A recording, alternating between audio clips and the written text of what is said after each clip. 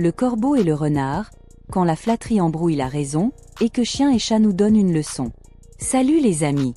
Aujourd'hui, on va revisiter un grand classique, Le corbeau et le renard de Jean de La Fontaine.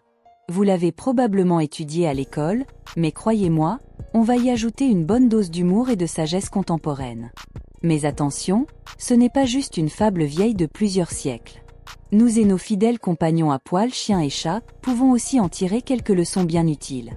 Vous pensez que cette histoire de fromage perdu ne concerne que le corbeau? Détrompez-vous. Alors, préparez-vous à une analyse drôle, piquante, et un peu plus profonde que prévu, car on va aussi plonger dans la psychologie derrière la flatterie et comment elle peut influencer nos décisions. Suspense garanti. 1. Le corbeau et le renard, l'histoire revisitée. Imaginez la scène, Maître Corbeau, perché fièrement sur son arbre, avec un délicieux morceau de fromage dans le bec.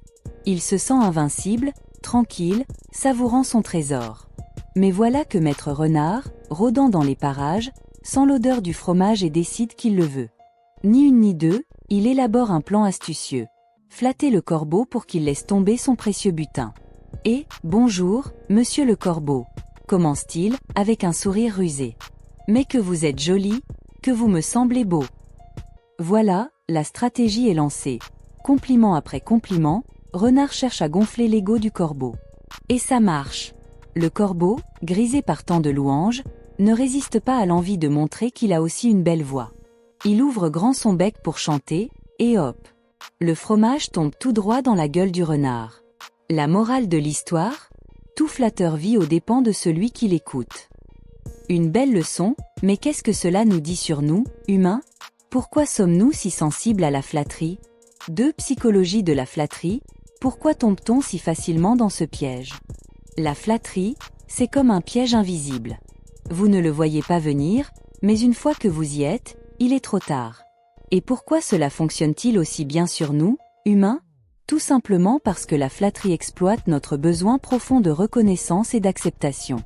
Nous avons tous, à différents degrés, besoin de sentir que nous sommes aimés, admirés, valorisés. Quand quelqu'un nous flatte, cela touche directement notre estime de soi. D'un point de vue psychologique, la flatterie active le circuit de récompense dans notre cerveau. Elle stimule la libération de dopamine, une hormone du plaisir, nous faisant sentir bien.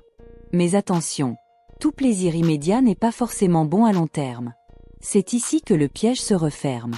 Dans notre quête de validation, nous abaissons souvent nos défenses critiques et finissons par accorder trop de crédit à ces compliments trompeurs. Le corbeau, aveuglé par son ego, en a fait les frais. Et nous aussi, parfois.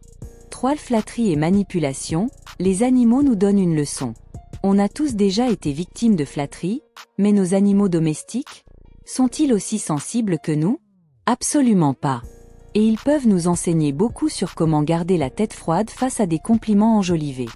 Pour mieux comprendre cela, penchons-nous sur le comportement de nos amis les animaux. Prenons l'exemple des chiens et des chats. Exemple numéro 1, les chiens et leur fidélité indéfectible.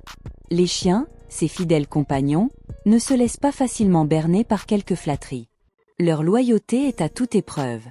Vous pourrez les couvrir de compliments, mais jamais ils ne lâcheront leur os ou leur jouet préféré juste pour un joli mot. Ils savent où est leur priorité. Le chien vous regardera, la queue battante, certes, mais l'os restera dans sa gueule, bien serré. D'ailleurs, on dit bien, on ne lâche pas la proie pour l'ombre. Si le corbeau avait eu un peu de la sagesse du chien, il aurait sans doute gardé son fromage fermement accroché à son bec. Exemple numéro 2, les chats, ces sceptiques indépendants. Les chats, impossible de leur passer de la pommade pour les manipuler. Essayez de flatter un chat pour lui voler sa place sur le canapé. Il vous regardera d'un air indifférent, comme pour dire « Sérieusement, tu penses que ça va marcher avec moi ?»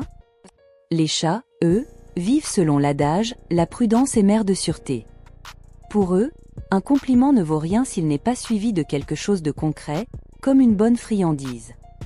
Le corbeau aurait dû observer les félins, réfléchir avant d'agir, et ne jamais se laisser distraire par de belles paroles. Leçon de vie, la flatterie, un piège à éviter. Et là, on arrive à la grande leçon que nous pouvons tirer de cette histoire. Oui, la flatterie peut nous faire sentir bien, mais elle peut aussi être dangereuse. La prochaine fois que vous vous sentirez flatté, prenez un moment pour réfléchir. Est-ce un compliment sincère ou une tentative de manipulation?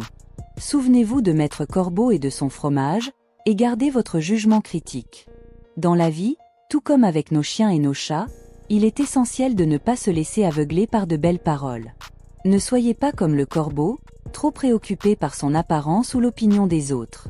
Soyez plutôt comme le chien, fidèle à vous-même, ou comme le chat, toujours prudent et méfiant. Les compliments, c'est bien, mais gardons les pieds sur terre et ne laissons personne voler nos fromages, qu'il s'agisse de notre temps, de notre confiance ou de nos ressources. Question pour tester vos connaissances. Quel comportement des chiens et des chats peut nous aider à éviter de tomber dans le piège de la flatterie?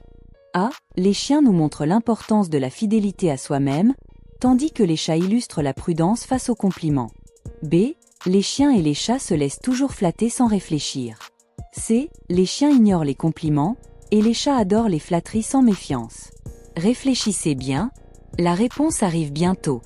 La bonne réponse est A. Les chiens nous montrent l'importance de la fidélité à soi-même, tandis que les chats illustrent la prudence face aux compliments. En résumé, cette fable de La Fontaine nous enseigne à être vigilants face aux compliments.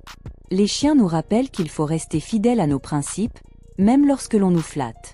Les chats, eux, nous montrent l'importance de la prudence face aux belles paroles. Alors, la prochaine fois que quelqu'un essaiera de vous séduire par des louanges, souvenez-vous, mieux vaut prévenir que guérir. Ne vous comportez pas comme le corbeau, ne laissez donc personne voler votre précieux fromage. En somme, la flatterie est un virus qui peut infecter nos esprits. En étant conscient de ce danger, en apprenant à reconnaître les signes de manipulation et en cultivant notre esprit critique, nous pouvons nous immuniser contre ces effets néfastes. Alors, si vous avez aimé cette vidéo, partagez-la et abonnez-vous à ma chaîne pour ne rien manquer de nos prochaines aventures intéressantes. Au revoir et à bientôt.